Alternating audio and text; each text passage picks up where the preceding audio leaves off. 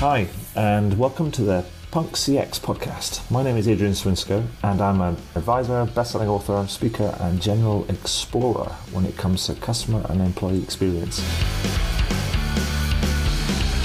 I'm really interested in figuring out what it takes to build organizations that produce better outcomes for both customers and employees. So with that in mind, I seek out and interview CEOs, entrepreneurs, business and tech leaders, authors and academics to uncover some clues about what it takes to build such an organization.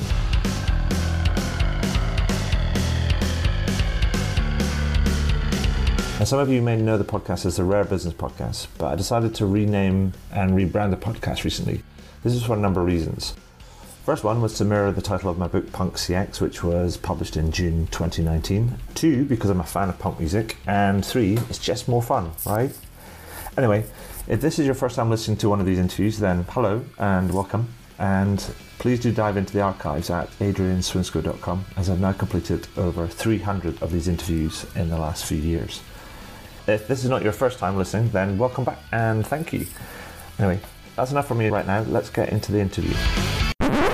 Now, before we get into the interview, I'd like to thank Pega for sponsoring the podcast for the coming month. You see, it's almost time for Pega World Inspire, the annual conference from Pegasystems.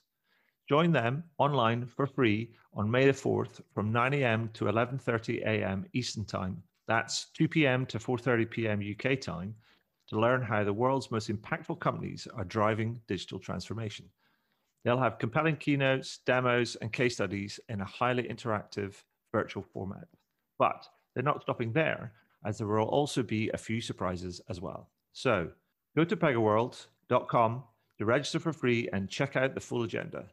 I must say that I've attended the last several Pega Worlds in person and virtually, and I can't recommend it highly enough.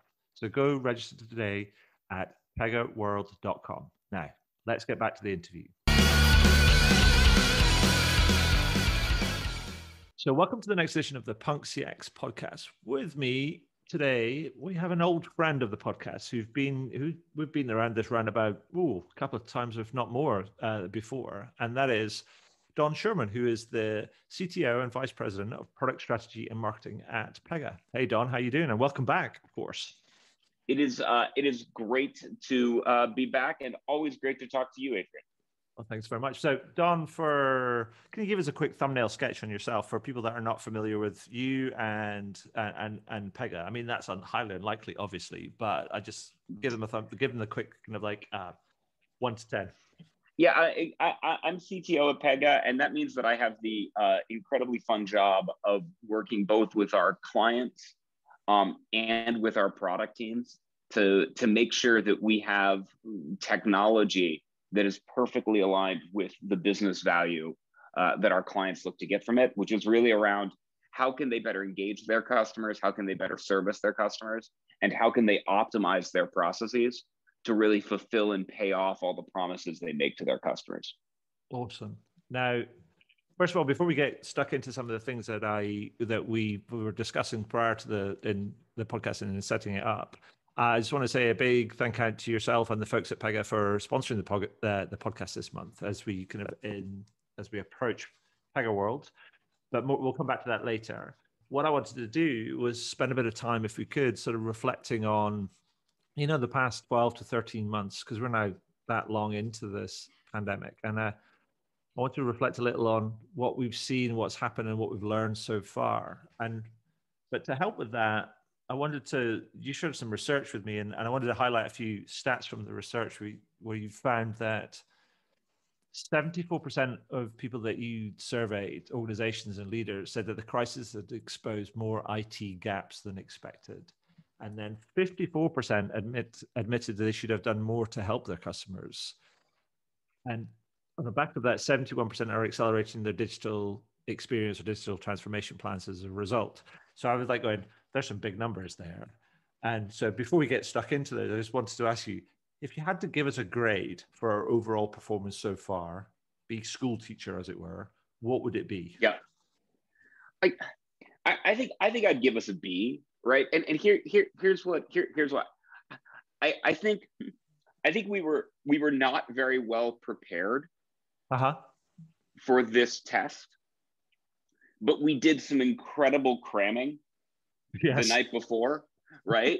and and through some pretty impressive heroics, we got ourselves to the point that we did pretty well.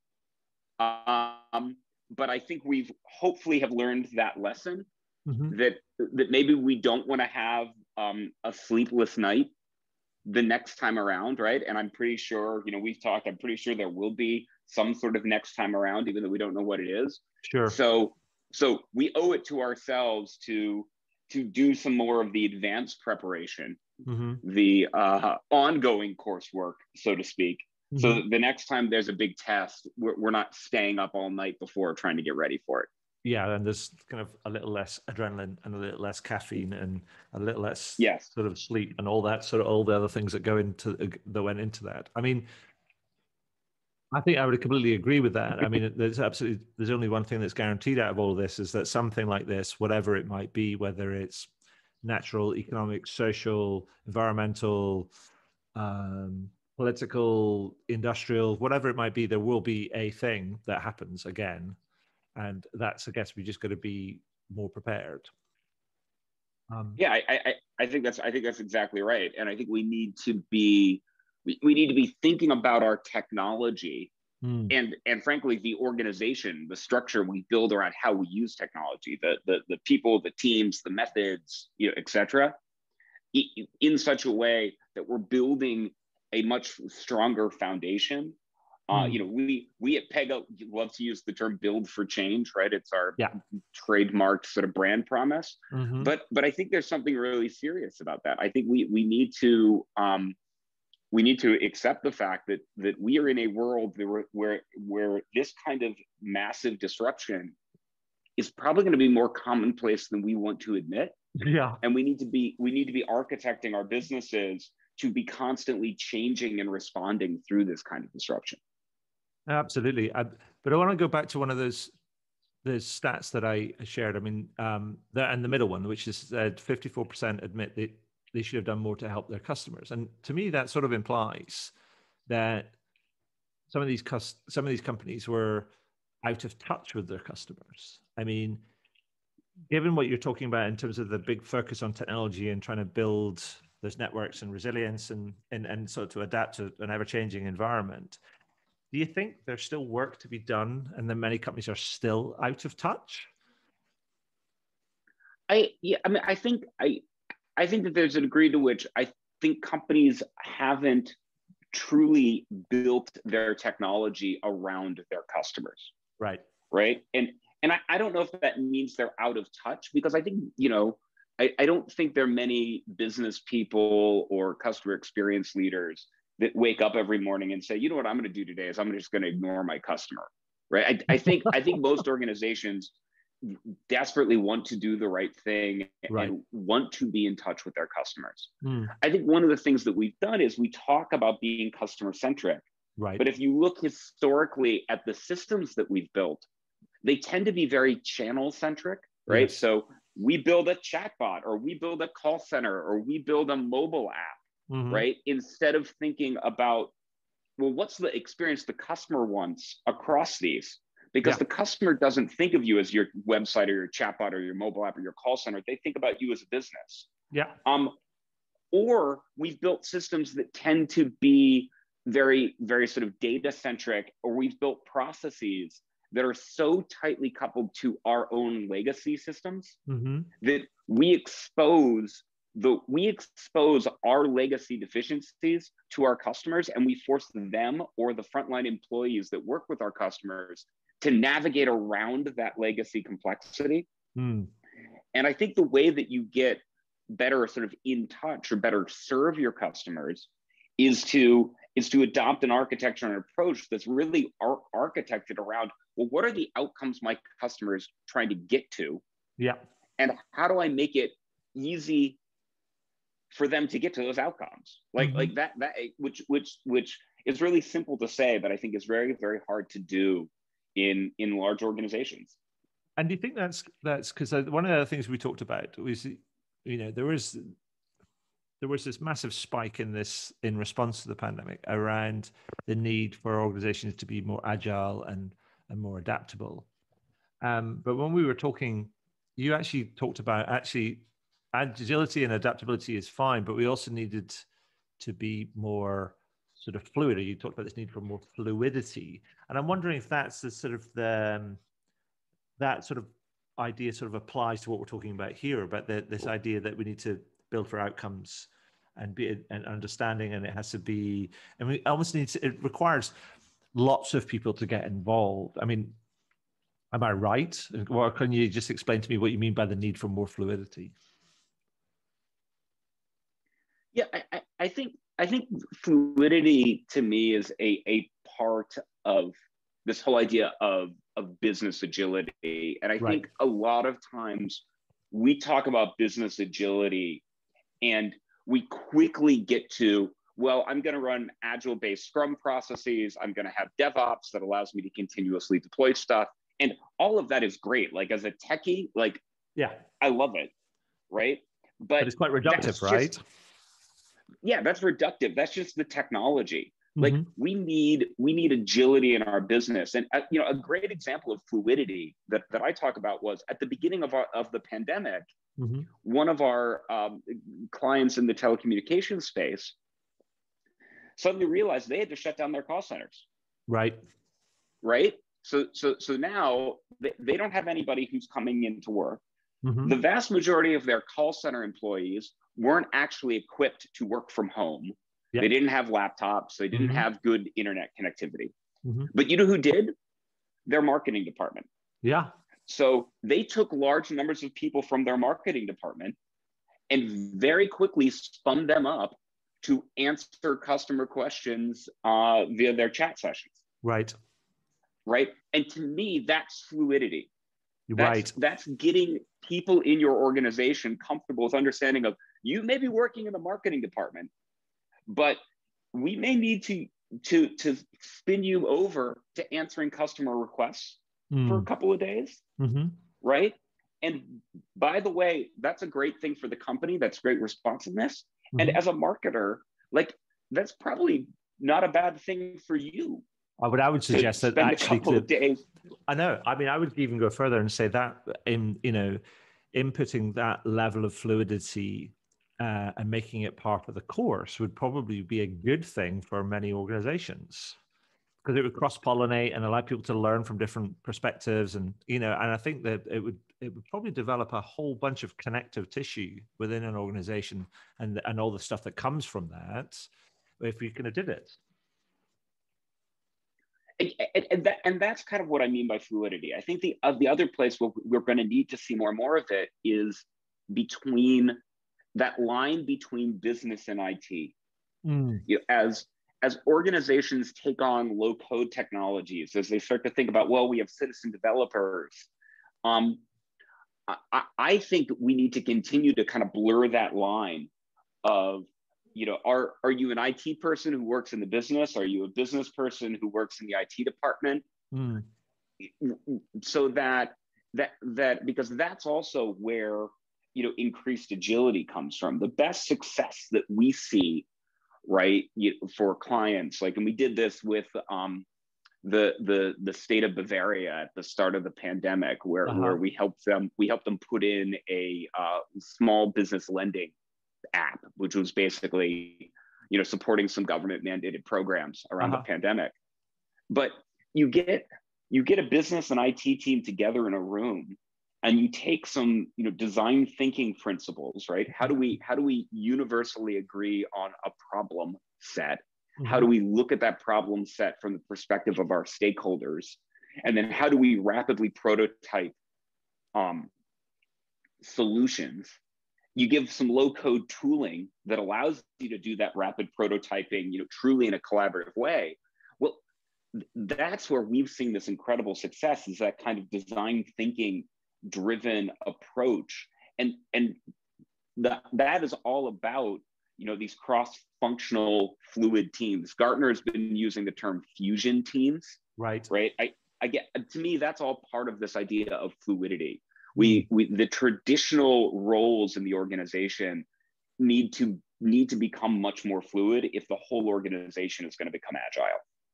Yeah, and I think so. And I think it's I really like that idea, and I think it builds understanding, it builds capability, it builds connection, and it also builds perspective as well and insight. And I think that and I'd like to see that become more business as usual rather than just having to come about when we're in crisis. Because I think It, that it, it can only build for, as you say, build for change.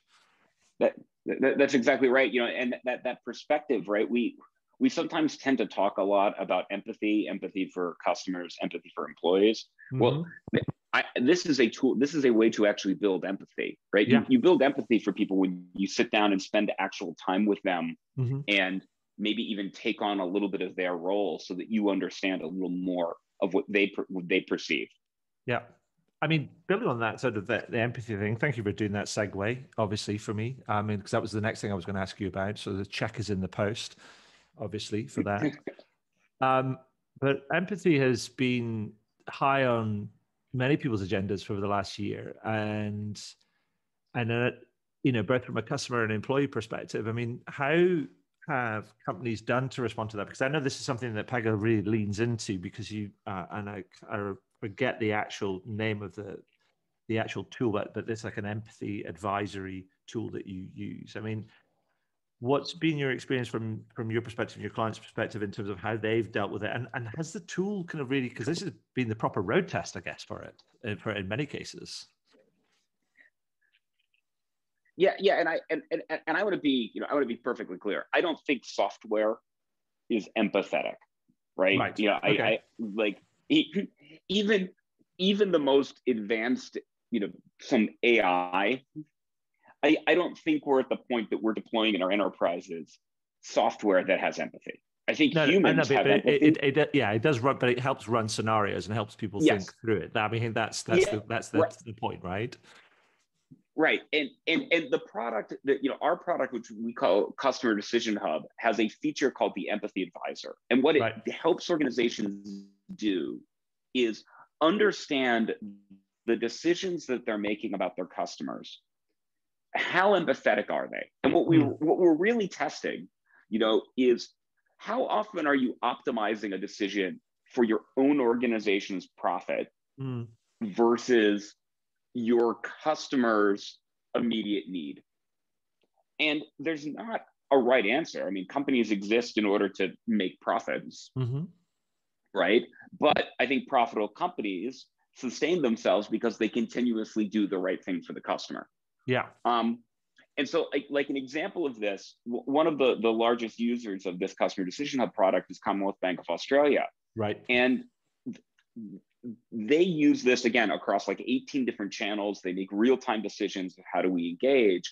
And to me, a great example of empathy was, last year they actually had two incidents. First being the Australian wildfires, then being the pandemic, Uh-huh. where they used Customer Decision Hub to almost on a dime switch the kinds of conversations they were having with their customers Right. from being a little bit more traditional marketing driven. What product opportunities are there? How can we deepen our relationship with you?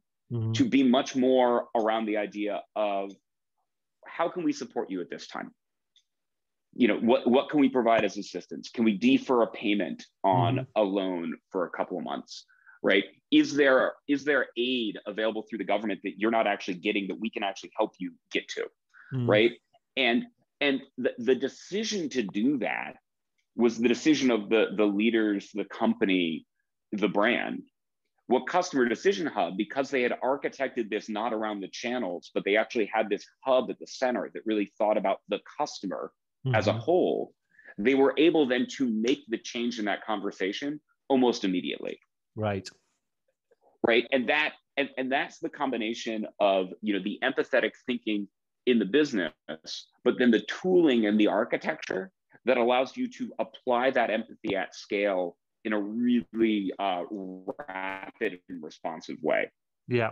No, absolutely.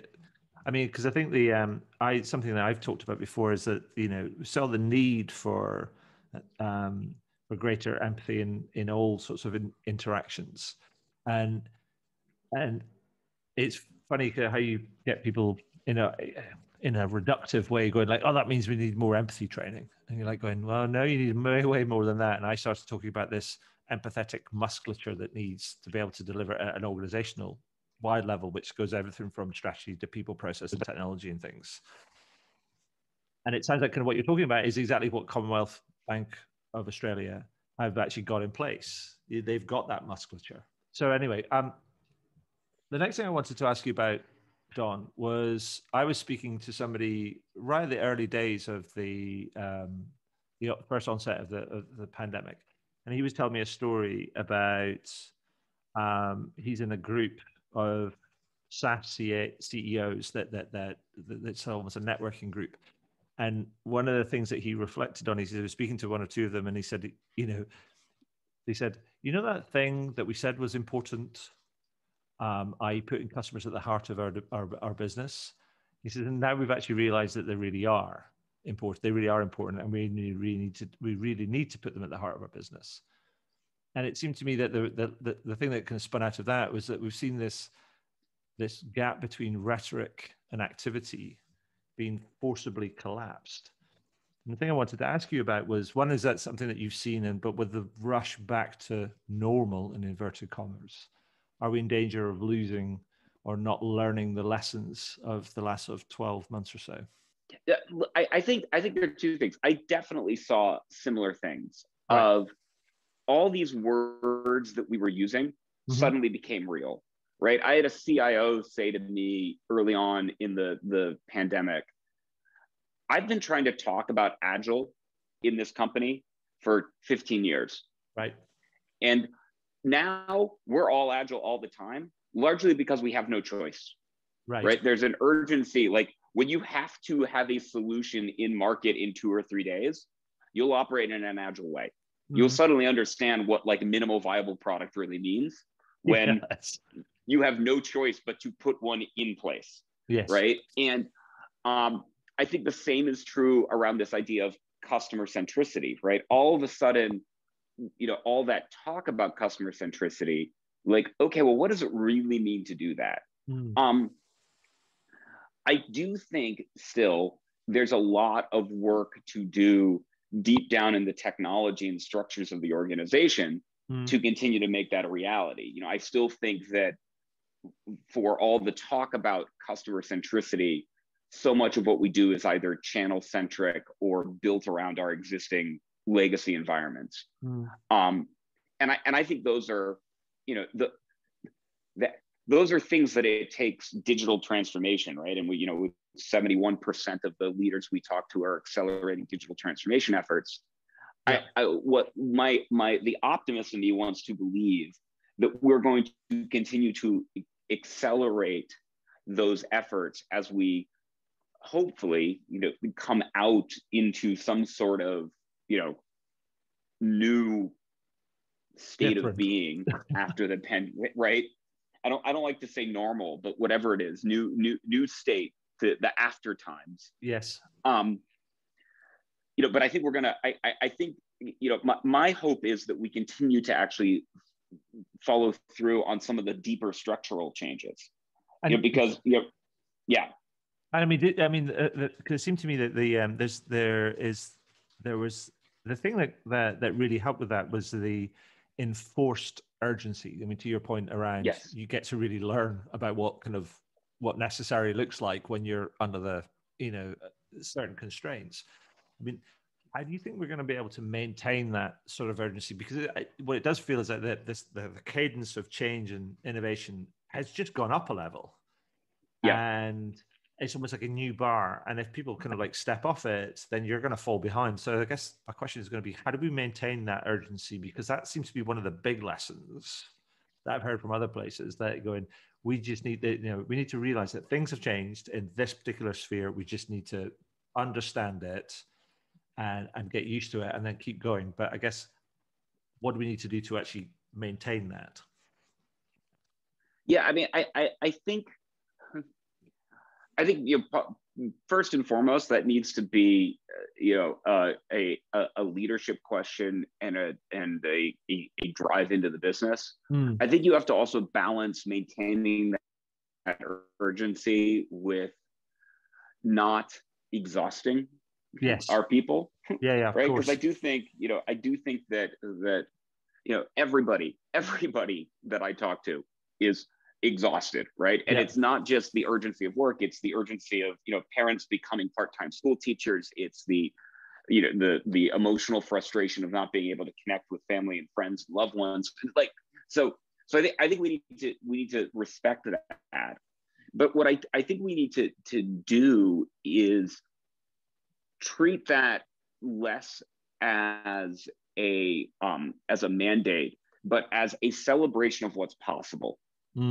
Right? The pandemic, showed us that it is possible in these organizations to respond quickly, that it is possible to roll out change fast, that maybe some of these processes that we had in place, right, that at times of urgency, we kind of did an end run around because we just had to do it. Well, maybe some of them we didn't need in the first place. Right. Maybe, like, I think one of the things that crisis does is it cuts through complexity. It forces us to, right?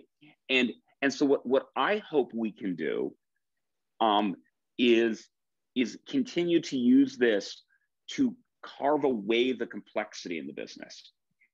So it's less about this pressure of urgency, which I think is something that has exhausted all of us. And more about, okay, now that we've learned we can do that, how do we clear away the brush? How do we crush some of that complexity out so that it's easier continuously for us to operate in this mode? Whether it's making employee experiences easier to develop and deploy new applications, easier for our customers to get the service or support that they need. I think that's going to be the real key coming out of this. I mean, that sounds like, something else you talked about is this the idea of future of work, and you talk about exhaustion, and I guess there's a mental recovery required, there's a physical recovery required, there's possibly also for many an economic recovery required. So it feels like to me that there's this future of work probably implies all sorts of different type of partnership kind of models between vendors and clients and brands to do all that recovery work, to not edge ourselves way back to complexity, but to learn the lessons and to keep driving forward, but with keeping that whole recovery idea in mind, as it were.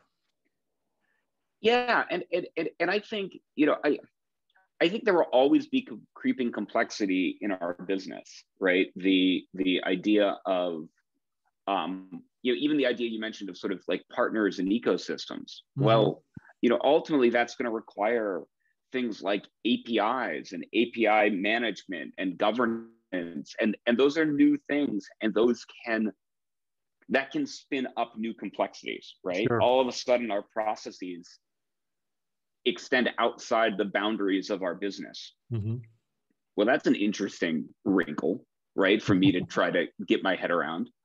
But what I think is important in all of that, and I think the way that we begin to manage that complexity is by continuously keeping customer and customer outcome front and center. Yeah.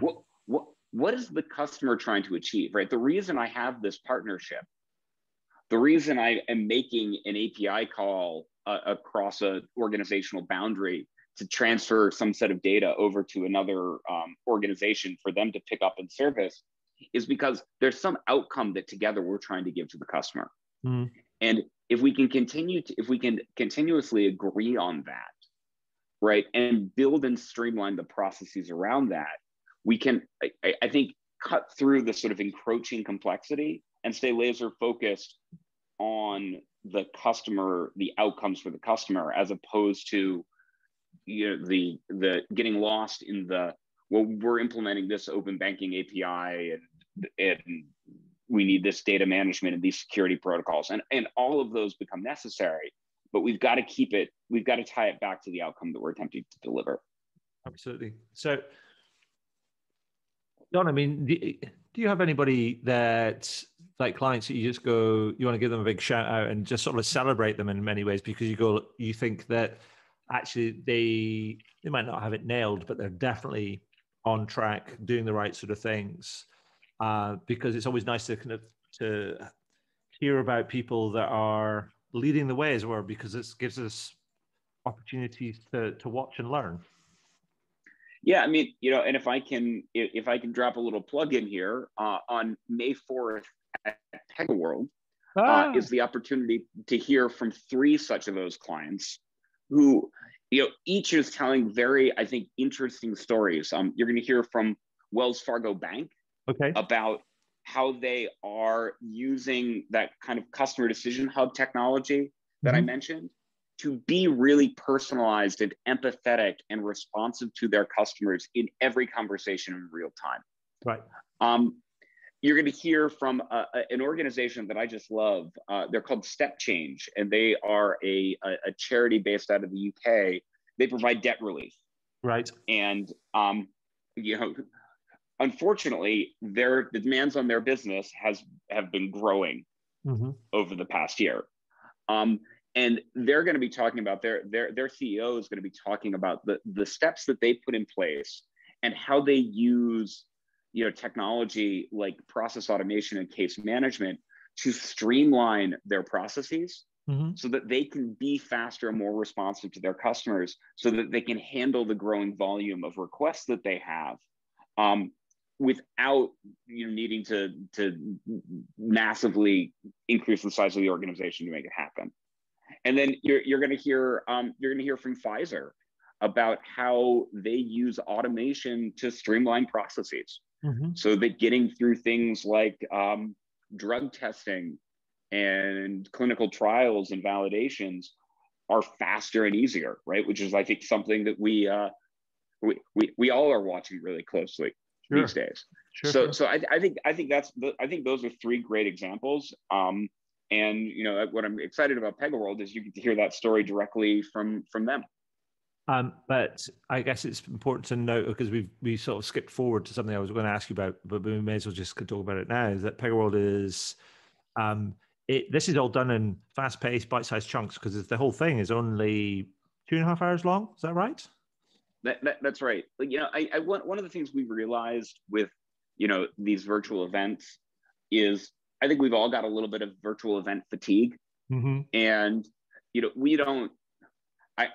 I personally don't. I don't think many of our clients and partners have like 2 or 3 days to carve out and watch Zoom presentations.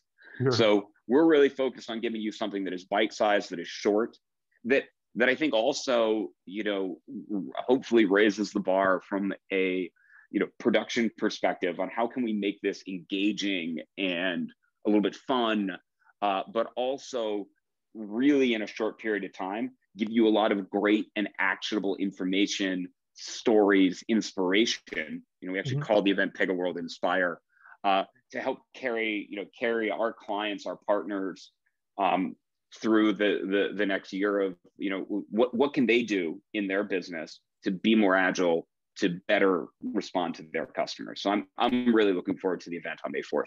Can I just ask though, was it kind of a because May 4th is like also may the force be with you, as it were. Yeah. Was that intentional? It wasn't intentional, but it certainly ended up being convenient. We wanted to do the event in early May. It's nice doing these events on a Tuesday when you're only doing one day, because it gives you a Monday to practice, right? Do one final check before everything goes live. And when you drop it on the calendar, you end up on Tuesday, May 4th. And then you're like, everybody's going, I am totally bringing my lightsaber. Yeah, exactly. Brilliant. So just to round that off, PegaWorld, it's free to attend. You can sign up at pegaworld.com. Check it out. It's running for 2.5 hours on Tuesday, May the 4th. I'm going to be there, so join me. Look it up, and links will also be in the podcast kind of highlights. But Don, just to like round off a little bit, is that we've talked about some things that are coming, as it were. But I guess my question, just trying to round this all off, is like a lot of this stuff is. You talked about people being exhausted, both physically and mentally. But there's a lot of things that have happened. And I know that I've heard from lots of different people. It's like it's quite confusing to know where to start, as it were, on that journey of change or improvement or transformation or whatever. I mean, for somebody listening into this or reading the highlights and they want to just improve the service or experience they deliver to their customers, whether they're internal or external or kind of whatever, I mean, what would be your best advice? I mean, where would you say they should start? Say, do this one or two things. What would you say? I mean, we often say start with the micro journey. So Okay. so what I mean by that is, like, think of a micro journey as one element of a longer customer journey that's tied to a specific outcome Mm-hmm. that a customer wants, right? Mm-hmm. So that may be, signing up for new service. That Mm-hmm. might be inquiring about a bill. That might be, troubleshooting a device or disputing a charge that they have, Mm-hmm. right? And I think you can pretty quickly, look at your business, understand well, where is the volume of your customer service requests, right? What kinds do you get most frequently? What kinds do you have, people tied to doing a little bit of manual legwork? Where is your, response time to your customer not necessarily immediate, but maybe it's like, we'll call you back, Yeah. kind of experience, right? Pick one of those Mm-hmm. and start there. Think about what you want that experience to look like, and who are the people that need to participate in it? What are the systems and data that you need to plug into it in order to make it work? Mm-hmm. And you can very quickly get to a picture of, okay, what would it look like if I could automate or manage this process, right? And of course, I'd advocate that you could use Pega's case management, what we call intelligent automation technology, to help you do that. But regardless of what tech you use, breaking it down to that micro journey, prioritizing it based on the sort of quick back of the napkin calculation of the value and impact to your business, to your customer, and then just starting. And maybe you start by deploying it in one channel, but design it so that it could eventually fit into every channel. Yeah. And you're pretty soon find yourself on your way. And then you've generated momentum and impact, and then you just got to keep going. Awesome. And then you just find the next one, and then you just find the next one, and then you just find the next one. Rinse and repeat. Yep. So thank you for that. I mean, that's great advice, Don. And I know it's a drum that you've been, playing for I think we spoke about something similar sort of like last year, but it's like, it's sound advice. It stands the test of time, and it no more so than what we've talked about, in the past. So thank you for all of that. I mean, is there anything that you've missed out before I ask you my final, fun questions, as it were, at the end, or anything that we've missed out you'd like to add? No, I mean, I just I got my plug-in for Pega World, and I think this has been a great conversation. Awesome. So, as you know, and because you've done this word association test before, but I'm turning up the volume now, Don, because I asked people for one or two words they would use to describe a punk approach to sort of experience and things. But what I'm also going to tell them now is that I have a list. I've been collecting a list of these words, and I have about 122 or 123 words on the list. So my challenge to you is, what one word or two words would you use to describe a punk approach to customer experience? And can you make that word something that's not already been mentioned? It's like a blind test. Yeah, it's a blind test. All right, so here's the word I would use. Mm-hmm. Stripped down. Oh, I can tell you for certain that's not on the list. So and here's what I mean. I think that is the punk aesthetic, right? Let me bang out three simple chords. Let me get, guitars, bass, and drums. Let's make this happen. Mm-hmm. Right. But I also think that customer experience, good customer experiences, are often just simple. Yeah. They cut through the complexity. They strip out the stuff that isn't necessary. Mm-hmm. Right. they are stripped down. Mm-hmm. And I know the next question, right, that you were going to ask me is like, what's a brand that does this? Yes. So I'm going to go, this brand happens to be a Pega customer. They actually spoke at Pega World last year. But to me, one of the great stripped down customer experiences of the last 10 years mm-hmm. is the Google homepage. Yeah. Right?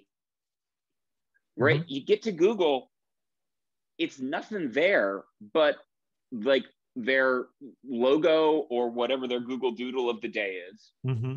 a search bar, right? And 2 buttons. Mm-hmm.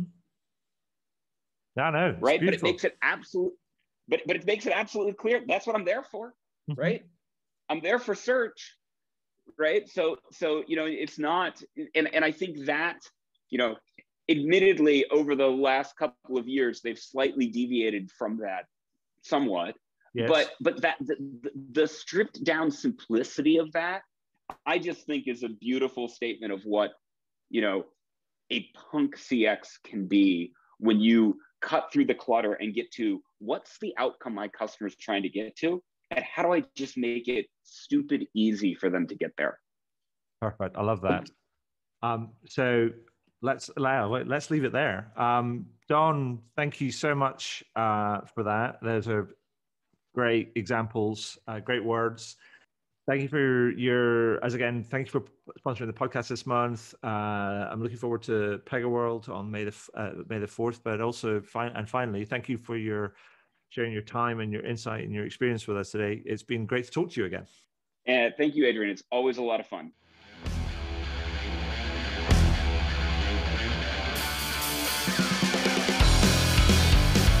Well, that was cool. I hope you enjoyed it. I did, and I always do actually, because I always learn something new when I speak to some of these amazing kind of people. And it's always something new that I can incorporate into my writing, speaking, workshops, and other sort of advisory work that I do.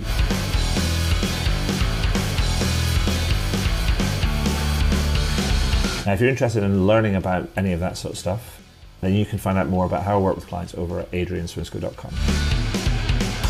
One final thing before I go, please consider heading over to iTunes or Spotify or whichever podcast platform you choose to use, and do leave a review. Every little helps, as they say. Anyway, that's all for now. Thank you for listening, and do tune in again soon.